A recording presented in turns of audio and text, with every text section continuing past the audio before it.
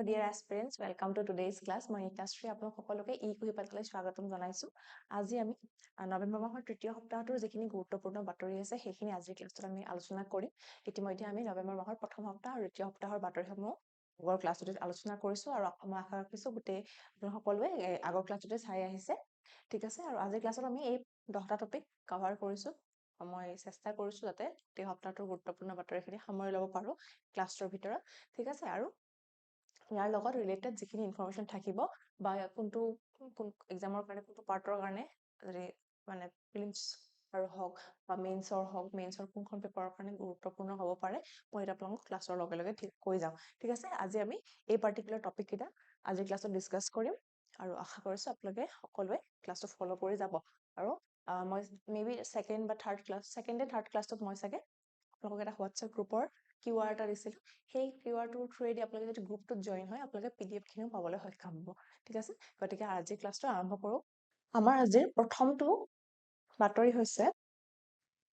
জনজাতীয় গৌৰৱ দিৱস, যিটো ভাৰতত প্ৰতি বছৰে 15 নৱেম্বৰ তাৰিখে কি কৰা হয়, উদযাপন কৰা হয়। এই পাৰ্টিকুলাৰ ডেটোত কি কৰা হয়, যিসকল ট্ৰাইবেল কমিউনিটিৰ শ্বহীদ আছে, যিসকলে নিজৰ প্ৰাণ দিছিলে, ট্ৰাইবেল যিবিলাক সেই সময়ত প্ৰটেষ্ট হৈছিলে বা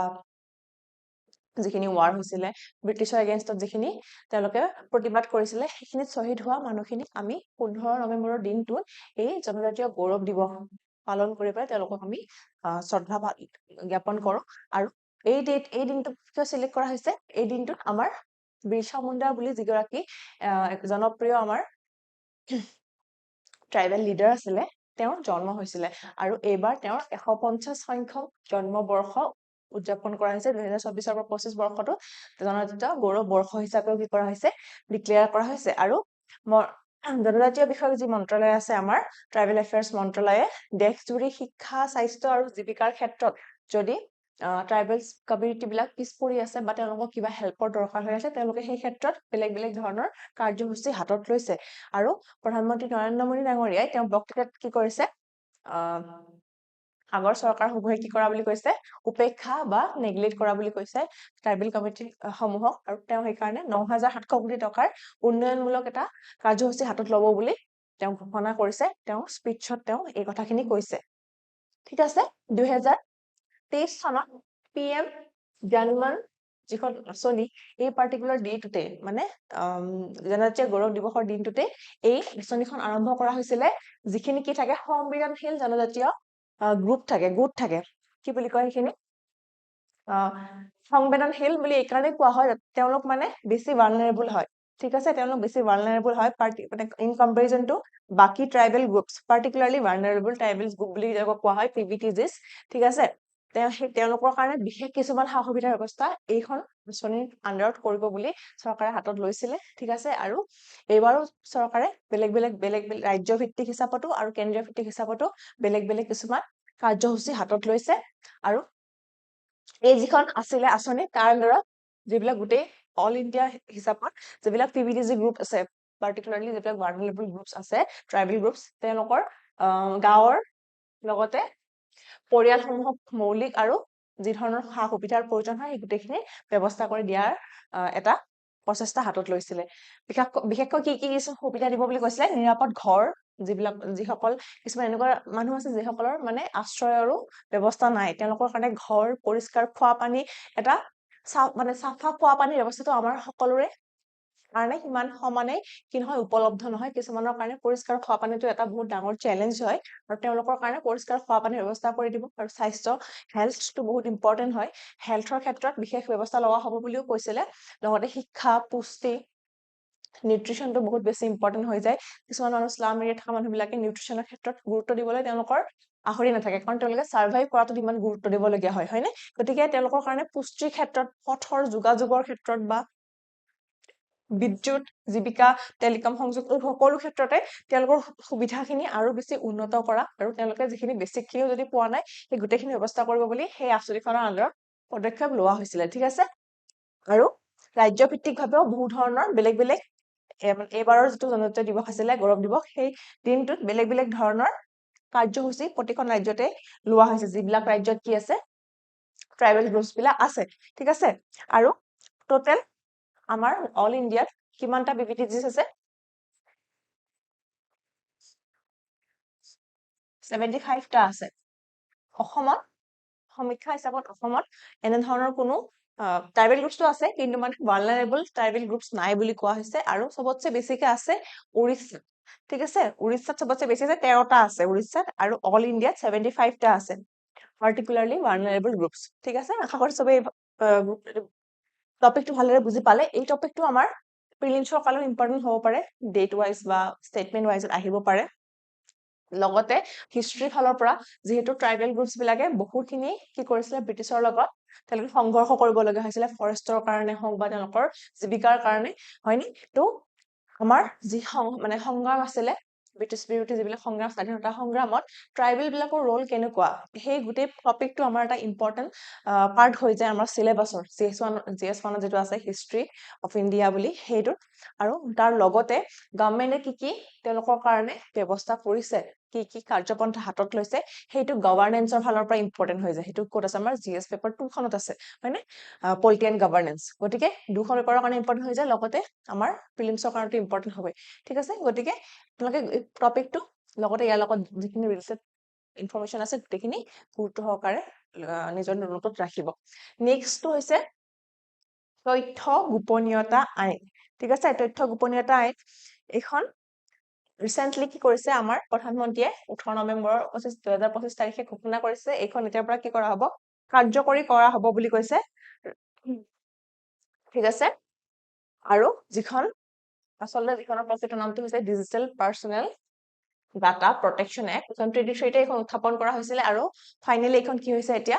গৃহীত হৈছে আৰু এতিয়াৰ পৰা এখন কি হ'ব কাৰ্যকৰী কৰা হ'ব বুলি কৈছে ঠিক আছে ৰাজ্যপাপী ইয়াক প্ৰয়োগ কৰা হৈছে বুলি কৈছে আৰু প্ৰথমখন তথ্যৰ সুৰক্ষাৰ বাবে ঠিক আছে ডাটা প্ৰাইভেচিৰ কাৰণে প্ৰথমবাৰ কি কৰা হৈছে এনে ধৰণৰ এখন পূৰ্ণাংগ বিশেষ আইনৰ ব্যৱস্থা কৰা হৈছে আৰু নিজৰ ব্যক্তিগত তথ্য চোৱা সংশোধন কৰা লগতে মুছি পেলাবলৈ যদি আপোনাৰ ভাল পোৱা নাই যে এই তথ্যটো মই ৰাখিব বিচৰা নাই সোশ্যাল মিডিয়াতে হওক বা যিকোনো তেনেকুৱা পাব্লিক প্লেটফৰ্মত যদি মই নিজৰ ইনফৰমেশনখিনি থাকাটো বিচৰা নাই বা কোনোবাই মোৰ ইনফৰমেশন ভুলকৈ ৰাখিছে তো সেইটো আমি নাইকিয়া কৰাত আমাৰ সম্পূৰ্ণ কি থাকিব অধিকাৰ থাকিব আৰু ইয়াৰ ক্ষেত্ৰত শক্তিশালী কৰিবলৈ কি কৰা হৈছে অধিক শক্তিশালী কৰিবলৈ শিশুৰ কাৰণে বেলেগ ধৰণৰ বিশেষ ধাৰাৰ ব্যৱস্থা কৰাও হৈছে ঠিক আছে ডাটা কেনেকৈ সংগ্ৰহ কৰা হয় আৰু সংৰক্ষণ কৰা হয় ব্যৱহাৰ কৰা হয় এই সম্পূৰ্ণ প্ৰক্ৰিয়াত স্বচ্ছতা বজাই ৰাখিবলৈ বাধ্যতামূলক কৰা হ'ব এতিয়াৰ পৰা ঠিক আছে আৰু সোশ্যাল মিডিয়া প্লেটফৰ্মক বা বৃহৎ কোম্পানী বিলাকে বেংকৰ ক্ষেত্ৰত এই সকলো বিলাকৰ কাৰণে এই আইনখন প্ৰযোজ্য হ'ব সকলো বিলাকে এই আইনখনৰ অন্তৰ্গত মানে অন্তৰ্ভুক্ত হৈ থাকিব গতিকে আমাৰ যিখিনি ইনফৰমেশন যিখিনি প্লেটফৰ্মত আছে বা যিখিনি কোম্পানী যাৰ হাতত আছে বেংকৰ হাতত আছে তেওঁলোকও ইয়াৰ বাবে দায়বদ্ধ হ'ব আৰু লগতে আমি সাধাৰণ জনসাধাৰণো কি হ'ম দায়বদ্ধ হ'ম যাতে আমি কি নকৰো কোনো ধৰণৰ ফলছ ইনফৰমেশন আমি ক্ৰিয়েট নকৰো সোশ্যাল মিডিয়াত লগতে আমি কিছুমান মানুহৰ এইটো থাকে টেন্ডেন্সি ফলছ মানে প্ৰফাইল খুলি লোৱা তো সেইবিলাকো আমাৰ ফালৰ পৰা আমি কি কৰিব লাগিব তাত কন্ট্ৰিবিউশন দিব লাগিব যাতে এই আইনখন সঠিকভাৱে কাৰ্যকৰী হ'ব পাৰে লগতে কি কৰা হ'ব ডাটা প্ৰটেকশন বোৰ্ডো স্থাপন কৰা হ'ব যাতে ডাটা বিলাক কি হ'ব নোৱাৰে উলংঘন হ'ব নোৱাৰে অপব্যৱহাৰ হ'ব নোৱাৰে সেই কাৰণে সেটো চাব কাৰণে ডাটা প্ৰটেকশন এক্টটো বনাই দিয়া হৈছে ঠিক আছে ডাটা প্ৰাইভেচি ল ভালকে যাতে ফলো কৰিব পাৰে তাৰ কাৰণে এই ডাটা প্ৰটেকশন লখন বোৰ্ডখন বনাই দিয়া হৈছে আৰু ইয়াৰ কাৰণে কি থাকিব ফাইন থাকিব ঠিক আছে ডাটা ফাদিল হোৱাৰ কাৰণে কি থাকিব 250 কোটি টকা থাকিব শিশুৰ কাৰণে শিশুৰ যদি ডাটাৰ অপব্যৱহাৰ কৰা হয় তথ্যসমূহ অপব্যৱহাৰ কৰা হয় তাৰ কাৰণে কি থাকিব 200 কোটি টকাৰ জৰিমনা থাকিব আৰু লগতে নিৰাপত্তা সুৰক্ষাৰ মানদণ্ড যদি নাই মানে হানি হয় কোনো ফালৰ পৰা তেতিয়া 50 কোটি টকাৰ কি থাকিব জৰিমনা থাকিব ঠিক আছে ইয়াৰ আগতে আমাৰ যিখন ৰাইট টু ইনফৰমেশন এক্ট আছিলে 2005ত যিখন আহিছিলে তথ্য জনাৰ অধিকাৰ আইন বুলি যিখনক কোৱা হয় আমি আমাৰ কি আছিলে তেতিয়া এটা ৰাইট আছিলে যে আমি যদি কোনোবা গভৰ্ণমেণ্ট অফিচিয়েলছ হওক বা ডাঙৰ নেতা হওক ডাঙৰ কোনোবা বিষয়া হওক তেওঁলোকৰ পৰা যদি আমি তেওঁলোকৰ পাৰ্সোনেল ইনফৰমেশন আমি যদি জানিব বিচাৰো আমাৰ সেই তথ্য জনাৰ অধিকাৰ আইনেৰে আমি দাবী কৰি পেলাই আমি এইটো এনেকে দেখুৱাব লাগিব যাতে আমাৰ পাব্লিকৰ বিগাৰ ইন্টাৰেষ্ট এটোৰ পৰা ফুলফিল হৈ আছে গতিকে সেই ইনফৰমেশনটো আমাক দিলে আমি তাৰ পৰা বেটাৰ ৰিজাল্টছ পাম বুলি বা আমাৰ কিবা সমস্যা সমাধান হ'ব, বেছি ট্ৰান্সপাৰেঞ্চি আহিব। কোনোবাই যদি কিবা ইলিগেল কাম কৰি আছে বা কাৰাপশ্যন কৰি আছে, সেই ক্ষেত্ৰত আমি সেই ইনফৰমেশ্যনটো আমাক সহায় কৰিব বুলি যদি আমি দেখুৱাব পাৰোঁ, তেনেধৰণৰ পাৰ্চনেল ইনফৰমেশ্যন আমি চাব পাৰিছিলো তথ্য জনাৰ অধিকাৰ আইনৰ সহায়ত। কিন্তু এতিয়া যিখন আইন আহিলে, যিখন আইন আহিলে digital personal data protection act যিখন আহিলে, এতিয়া যিহেতু আমাৰ কি দিছে, ডাটাটো বা তথ্যসমূহ প্ৰাইভেট কৰি ৰখাৰ, গোপন কৰি ৰখাৰ যিটো আমাক অধিকাৰ দিয়া হৈছে, সেই অধিকাৰৰ আণ্ডাৰত আল্টিমেটলি এতিয়া কি কৰা হ'ব, সেই যিখিনি ব্যক্তি আছিলে, উচ্চপদস্থ বিষয়া হওক, নেতাসকলৰ, তেওঁলোকেও যিহেতু এজন চিটিজেন হয়, তেওঁলোকেও এই ৰাইটটো পাব, হয়নে? গতিকে এতিয়া আমাৰ ৰাইট টু ইনফৰমেশ্যন এক্টখন কি হ'ব, এক প্ৰকাৰৰ পৰা দুৰ্বল হৈ যাব, হয়নে? তাৰ যিটো ছেকশ্যন 8 আছিলে, 8ৰ 1 ক্লজ 1 যিটো আছিলে, তাত সেইখনৰ আণ্ডাৰত এতিয়াৰ পৰা সেইটো এমেণ্ড কৰি পেলাই কি কৰা হ'ব, এতিয়া অফিচিয়েলছ বিলাকৰ যিবিলাক পাৰ্চনেল ডাটা, সেইটো আমি সহজে কি কৰিব নোৱাৰিম, এক্সেছ কৰিব নোৱাৰিম বুলি এইখন এক্টে এতিয়া দাবী কৰিছে। গতিকে ইয়াৰ ফালৰ পৰা গভৰ্ণমেণ্টে সেইটোতো অলপমান কি কৰিছে, গুৰুত্ব দিছে, যাতে আমি সাধাৰণ ৰাইজে, যিবিলাক আমাৰ অফিচিয়েলছ থাকে বা যাৰ আমি সহজে আমি আগতে পোৱা নাছিলো, তাৰপিছত আমি ৰাইট টু ইনফৰমেশ্যন এক্টৰ থ্ৰুৱেদি আমি পাব সক্ষম হলো, তেওঁলোকৰ ইনফৰমেশ্যন বিলাক, ডাটাবিলাক আমি দাবী কৰিব পৰা আমাৰ অধিকাৰ আছিলে। কিন্তু এতিয়াৰ পৰা সেইখন অলপমান কি হৈ যাব, কোনো ক্ষেত্ৰত দুৰ্বল হৈ যাব। গতিকে আমাৰ এক্সামৰ প্ৰস্পেক্টিভৰ পৰা যদি আমি চাবলৈ যাওঁ, আমাৰ এক্সামত এনেকে কুৱেশ্যন আহিব পাৰে যে ৰাইট টু ইনফৰমেশ্যন এক্টখনৰ চেলেঞ্জেছ কি হ'ব পাৰে, তেতিয়া আমি এইখনৰ কথা আমি লিখিব পাৰো, হয়নে? আৰু চাইবাৰ যিটো আমাৰ চিকিউৰিটি যিটো চাইবাৰ চিকিউৰিটি কথা আছে, তাতো আমি এই এক্টখনৰ কথা মেনশ্যন কৰিব পাৰো, হয়নে? আৰু প্ৰিলিমছৰ ফালৰ পৰাতো ইম্পৰ্টেণ্ট হয়ে, GS3 যিটো আমাৰ চিকিউৰিটি পেপাৰখন আছে, সেইখনতো আমি এই এক্টখন আমাৰ কাৰণে ইম্পৰ্টেণ্ট হয়। চ' নেক্সট যিটো আমাৰ আজি টপিক আছে, সেইটো হৈছে গ্ল'বেল টিবি ৰিপৰ্ট। টিবি যিটো আমাৰ টিউবাৰকিউলোচিছ, যিটো আমি বেমাৰ টিউবাৰকিউলোচিছ বুলি কওঁ, আৰু যিটো এটা বেক্টেৰিয়াৰ পৰা হয়, এইটো হৈছে মাইক্ৰ'বেক্টেৰিয়া টিউবাৰকিউলোচিছ বুলি এটা বেক্টেৰিয়াৰ পৰা এই টিবিটো হয়, বেমাৰটো হয়, আৰু এইটো খুচৰা বেমাৰ হয়, হয়নে? আৰু আমাৰ গোটেই পৃথিৱীৰ ভিতৰত ভাৰতত মানে চবতছে বেছিকে কি হয়, সৰ্বোচ্চ মানুহ টিবিত আক্ৰান্ত হয়, লগতে মৃত্যুও হয়, হয়নে? 2025লৈকে আমাৰ ইণ্ডিয়াত এটা টাৰ্গেট ৰখা হৈছিলে যে কি কৰা হ'ব, এলিমিনেট কৰা হ'ব, টিবি এলিমিনেশ্যন কৰা হ'ব বুলি। কিন্তু এতিয়ালৈকে সেই টাৰ্গেটটো কি কৰিব পৰা নাই, মিট কৰিব পৰা হোৱা নাই। কিন্তু পৃথিৱীৰ ফালৰ যিটো ৰিপৰ্ট আছে 2024 চনৰ, সেইটো 1 কোটি লোক টিবিত আক্ৰান্ত হৈছে, আৰু 1.23 লক্ষাধিক লোকৰ কি হৈছে, মৃত্যু হৈছে। সেইটো কি হয়, আগৰ তুলনাত কি হয়, বহুখিনি কমিছে বুলি কৈছে। আৰু COVID-19ৰ পাছৰ পৰাই এতিয়া প্ৰথমবাৰৰ বাবে টিবিৰ যিটো আক্ৰান্ত হোৱা বা মৃত্যু হোৱা লোকৰ সংখ্যা, সেইটো আগতকৈ কি হৈছে, কমিছে। আৰু এটা ধনাত্মক বা পজিটিভ এটা চিগনেল বুলি মানুহে মানে ৰিপৰ্ট ভাবিছে, পাইছে। আৰু চিকিৎসাৰ সাফল্য বুলি ইয়াত কোৱা হৈছে, সেইটো 88% চিকিৎসা ফালৰ পৰা সাফল্য বা সফলতা পাইছে বুলি সেই ৰিপৰ্টখনত কোৱা হৈছে। ড্ৰাগ ৰেজিষ্টেণ্ট যিটো তাত আছে টিবি, ড্ৰাগ ৰেজিষ্টেণ্ট মানে একেখিনি ঔষধ খোৱাৰ লগে লগে লাহে লাহে কি হৈ যায়, মানুহবিলাক ড্ৰাগ ৰেজিষ্টেণ্ট হৈ যায়। এইটো অকল টিবিৰ ক্ষেত্ৰত নহয়, যিকোনো বেমাৰৰ ক্ষেত্ৰত হ'ব পাৰে। আমি যদি চেম ঔষধটো বহুত দিনৰ পৰা, লং টাৰ্মৰ পৰা খাই থাকো, আমাৰ বডিটো কি হৈ যায়, ৰেজিষ্টেণ্ট হৈ যায়। সেই চেম ঔষধটোৱে আমাৰ বডিত কি কৰা নহয়, কাম নকৰা হৈ যায়, ঠিক আছে? গতিকে ড্ৰাগ ৰেজিষ্টেণ্টৰ ক্ষেত্ৰতো কি হৈছে, টিবিৰ 71% সাফল্য হৈছে, মানে সফলতা লাভ কৰিছে। আৰু 2023ৰ তুলনাত বহুখিনি উন্নত হৈছে সেইটো, ঠিক আছে? আৰু 24 চনত 5.3 মিলিয়ন উচ্চ অৰ্থপূৰ্ণ লোক টিবি প্ৰতিৰোধক চিকিৎসা, মানে যিসকল লোকে বহুত হাই, যিখিনি ৰিস্ক থকা লোক আছিলে, সেইখিনিও টিবি প্ৰতিৰোধক চিকিৎসা লাভ কৰিবলৈ সক্ষম হৈছে, ঠিক আছে? যিটো কি বুলি কোৱা হয়, টিবি প্ৰিভেন্টিভ থেৰাপি বুলি কোৱা হয়। আৰু 2023 চনৰ তুলনাত সেইটো অধিক কি হৈছে, বৃদ্ধি পাইছে। হুৱে কৈছে যে বহু দেশত সামাজিক সুৰক্ষা কি নাই, ছচিয়েল প্ৰটেকশ্যনটো সিমান নাই, যিটো মই ক'লো খুচৰাটো অতি সহজে খুচৰিব পাৰে, ঠিক আছে? সেইকাৰণে তেনে দেশত কি হয়, টিবিটো অধিক মানে বৃদ্ধি পায়। আৰু তাৰ কাৰণসমূহ এনে হ'ব পাৰে, পুষ্টিহীনতা হ'ব পাৰে, HIV, ধূম্ৰপান যিটো কওঁ আমি, ডায়েবেটিছ, মদ্যপান, এই সকলোবিলাকে কি কৰে, টিবিটো বৃদ্ধি হোৱাত বা বেছিকৈ বাঢ়ি যোৱাত সহায় কৰে। গতিকে সেই ক্ষেত্ৰত এই কাৰণবিলাক আমি কি কৰিব লাগিব, চাব লাগিব। আৰু সেইখিনি কেনেকে আমি কাউণ্টাৰ কৰিব পাৰো, কমাব পাৰো, সেই ক্ষেত্ৰত আমি গুৰুত্ব দিব লাগিব। যদিহে আমি টিবিৰ লগত আমি যুঁজ দিব লাগে, টিবিত আৰু কমাব লাগে, যিটো আমি এলিমিনেট কৰাৰ ক্ষেত্ৰত গুৰুত্ব দি আছো, হয়নে? আৰু 2024 চনৰ বিশ্বব্যাপী টিবিৰ 25% শতাংশ কেৱল ভাৰততে আছে বুলি কৈছে। আৰু 2015 তুলনাত কিন্তু 21% কি হৈছে আক্ৰান্ত হোৱাৰ লোক আমাৰ ভাৰত কমিছে সেই ক্ষেত্ৰত যদি কমিছে বুলি ভাবো আমি কিন্তু ভাৰতত যিহেতু এলিমিনেশ্যনৰ টাৰ্গেট লৈ আছিলো 21% কমিছে যদিও ভাৰতৰ গোটেই অল ইণ্ডিয়াৰ হিচাপত কিন্তু অকল 25% ক'ত আছে ইণ্ডিয়াতে আছে গতিকে সেই ক্ষেত্ৰত ভাৰত এতিয়াও বহুতখিনি কি হৈ আছে পিছ পৰি আছে বুলি কোৱা হৈছে ঠিক আছে গতিকে ভাৰত আৰু সতৰ্ক হ'ব লাগিব কাৰণ গোটেই পৃথিৱীৰ ভিতৰত চবতছে বেছিকে ভাৰততে মানুহ টিবিত আক্ৰান্ত হয় নেক্সটটো হৈছে এটা বহুত আমাৰ চবৰে চিনাকি এটা নাম বৃন্দাবনী বস্ত্ৰ আমি এইটো সংস্কৃতিৰ ক্ষেত্ৰতে হওক বা যিকোনো ক্ষেত্ৰত আমি বৃন্দাবনী বস্ত্ৰৰ নাম অসমত এবাৰ হলেও শুনিছো হয়নে গতিকে আৰু আমি জানো যে বৃন্দাবনী বস্ত্ৰ ক'ত আছিলে ইতিমধ্যে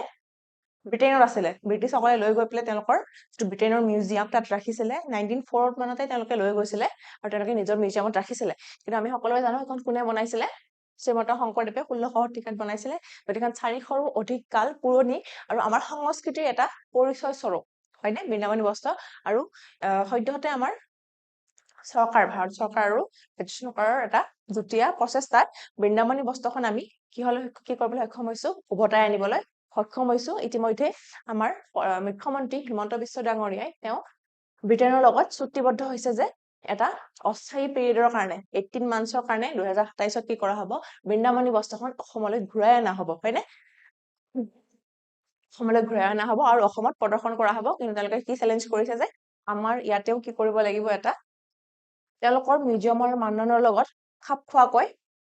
এটা সংৰক্ষণ গৃহ বা মিউজিয়াম এটা বনাব লাগিব তাত তেওঁলোকে সেইখন ৰাখিবলৈ দিব বুলি কৈছে ঠিক আছে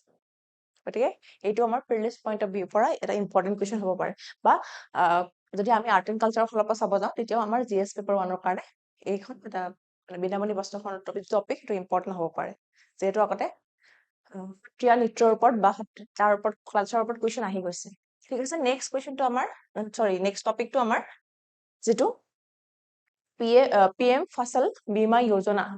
যিখন আছিলে আঁচনি তাৰ আণ্ডাৰত কি কৰিছে এতিয়াৰ পৰা বনৰীয়া জীৱ-জন্তুৱেও যদি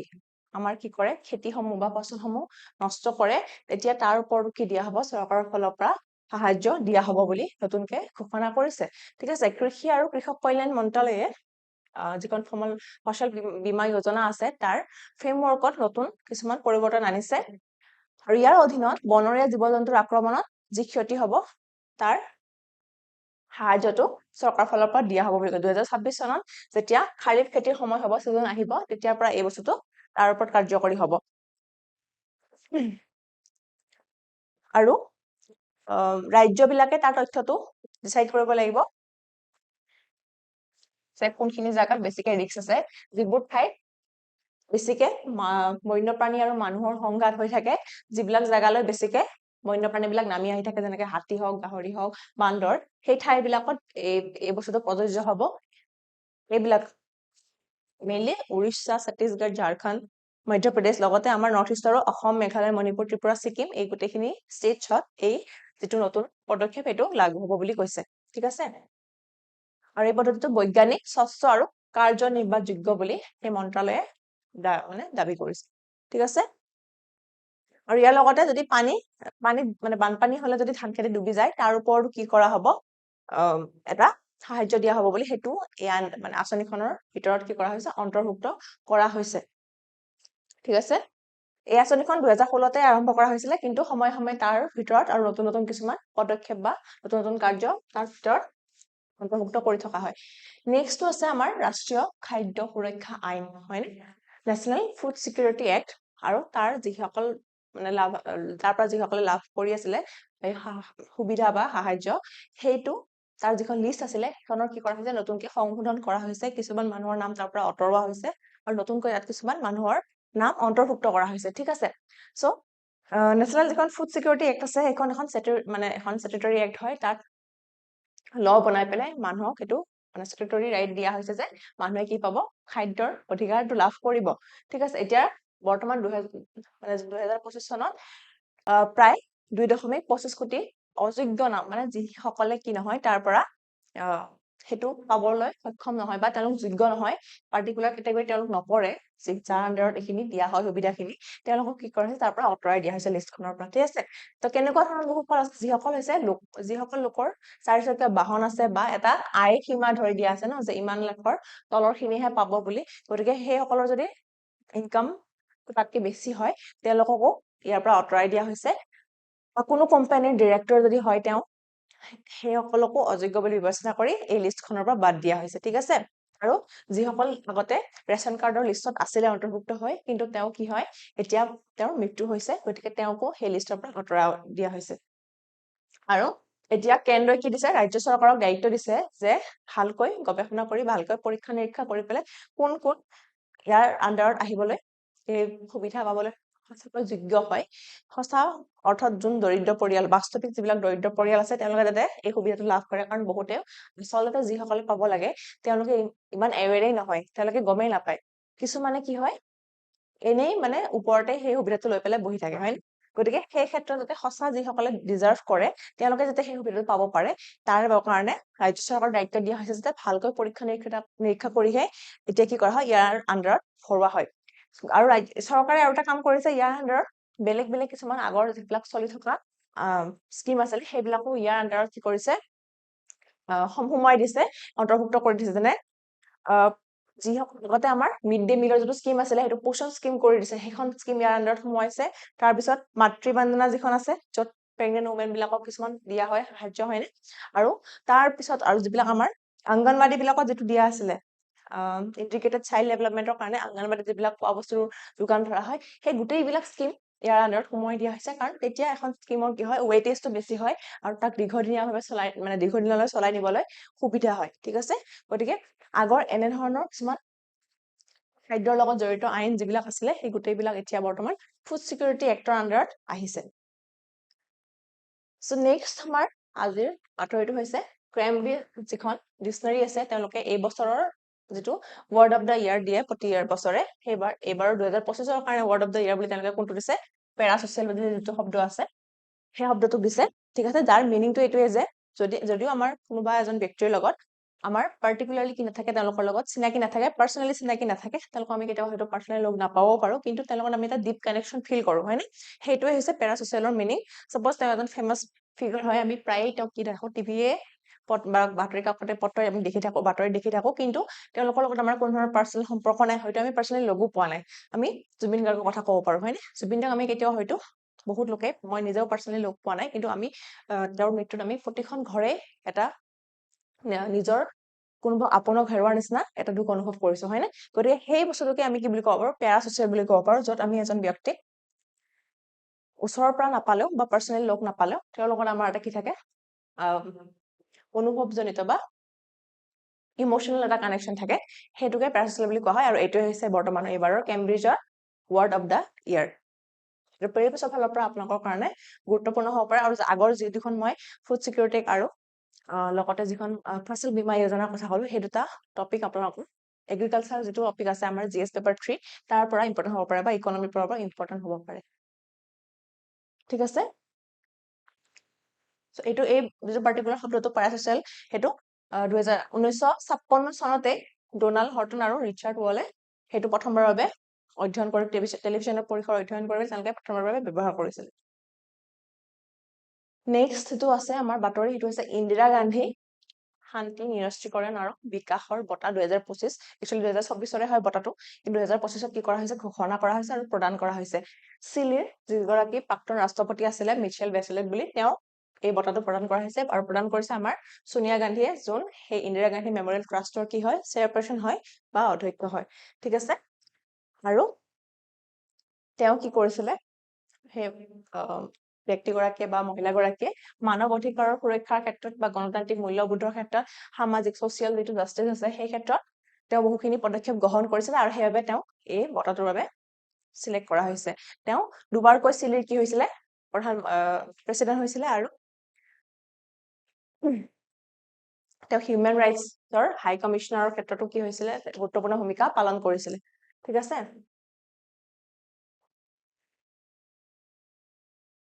নেক্সট আমাৰ বাতৰিটো হৈছে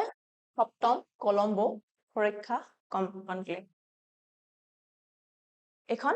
মেৰিটাইম যিবিলাক আমাৰ মেৰিটাইম সম্পৰ্কীয় যিখিনি আমাৰ চাবলগীয়া থাকে ব্যৱস্থা সেইখিনিৰ কাৰণে প্ৰথমতে 2011 তিনিখন দেশ ভাৰত মালদ্বীপ আৰু শ্ৰীলংকা লগ হৈ পেলাই গঠন কৰিছিলে কিন্তু ইয়াত বৰ্তমান আৰু পিছত মৰিচাছ আৰু বাংলাদেশক ইয়াত যোগদান কৰিলে আৰু এইবাৰৰ প্ৰথমবাৰৰ কাৰণে ইয়াতে চেচেলিছ বুলি যিখন দেশ আছে সেইখনৰ 6ষ্ঠ স্থায়ী সদস্য হিচাপে পাৰ্মানেণ্ট মেম্বাৰ হিচাপে ইয়াত যোগদান কৰিছে আৰু ইয়াৰ 7ম যিখন কনক্লেভ আছিলে সেইখন ৰিচেন্টলি নিউ দিল্লীত হৈ গৈছে ঠিক আছে আৰু ইয়াৰ মেইন যিবিলাক পাৰপাস বা লক্ষ্য সেইটা হৈছে সামুদ্ৰিক নিৰাপত্তা আৰু সুৰক্ষা সমুদ্ৰৰ ফালৰ পৰা যাতে আমাৰ যি ইণ্ডিয়ান অচিয়ানৰ ওচৰে পাজৰে যিখিনি মানে আছে সামুদ্ৰিক সীমা তাতে নিৰাপত্তা আৰু সুৰক্ষাটো বজাই ৰাখিব পাৰে সেই ক্ষেত্ৰত গুৰুত্ব দিয়া তাৰ উপৰিও সন্ত্ৰাস বা যাতে তাতে কোনো পাইৰেচি নহয় উগ্ৰপন্থীকৰণ নহয় সেই ক্ষেত্ৰতো কি কৰা একেলগে তাত গুৰুত্ব দিয়া আৰু লগতে আন্তঃৰাষ্ট্ৰীয় সংগঠিত অপৰাধ যিবিলাক থাকে ট্ৰেফিকিং সেইফালেদি নহয় সেইবিলাক ৰোধ কৰা আৰু চাইবাৰ সিকিউৰিটি আৰু গুৰুত্বপূৰ্ণ অৱকাঠামো সুৰক্ষা প্ৰদান কৰা মানৱিক সহায়তা আৰু দুৰ্যোগ ব্যৱস্থাপনা সেই গোটেইখিনি কি কৰা হয় এই পাৰ্টিকুলাৰ গ্ৰুপটোৰ থ্ৰুৱেদি কি কৰা হয় চোৱা চিতা কৰা হয় এইটো আমাৰ ইণ্টাৰনেশ্যনেল অৰ্গেনাইজেশ্যনৰ ক্ষেত্ৰতো গুৰুত্বপূৰ্ণ হ'ব পাৰে নেক্সট আছে খিলঞ্জীয়া ভূমিপুত্ৰ বঁটা এইটো আমাৰ আজিৰ শেষৰটো বাতৰি এইটো son of the soil awards বুলি কোৱা হয় অসমৰ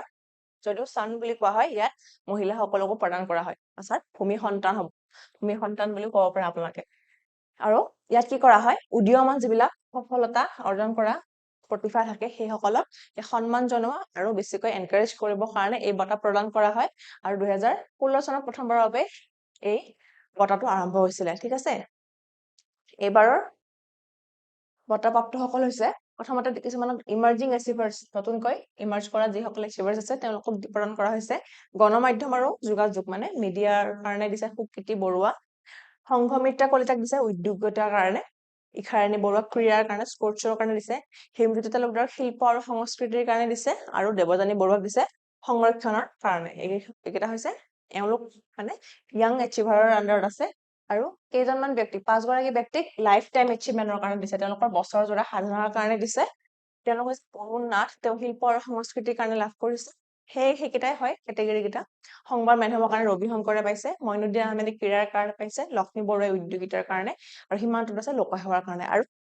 স্পেচিয়েল ৰিকগনিশ্যন এটা দিছে ছচিয়েল ছেক্টৰ ডেভেলপমেন্টৰ কাৰণে সেইটো পিছে অলকা শৰ্মা আৰু অক্ষৰ ফাউণ্ডেশ্যন বুলি যিটো আছে ফাউণ্ডেশ্যন তেওঁলোকে শিক্ষা আৰু সামাজিক উন্নয়নৰ বাবে এই বঁটাটো লাভ কৰিবলৈ সক্ষম হৈছে ঠিক আছে আজিৰ এইকেইটা বাতৰি আছিলে ফৰ্চ আপোনালোকে ক্লাছটো ভাল পালে আৰু আপোনালোকে এই ক্লাছটোৰ পৰা উপকৃত হ'ব পাৰিব বুলি মই আশা ৰাখিছো আৰু ইয়াৰ পিছৰ সপ্তাহত আকৌ নতুন বাতৰিসমূহৰ লগত আমি আকৌ এটা নতুন ক্লাছত লগ পাম আজিৰ ক্লাছটো ইমানতে সামৰিছো ধন্যবাদ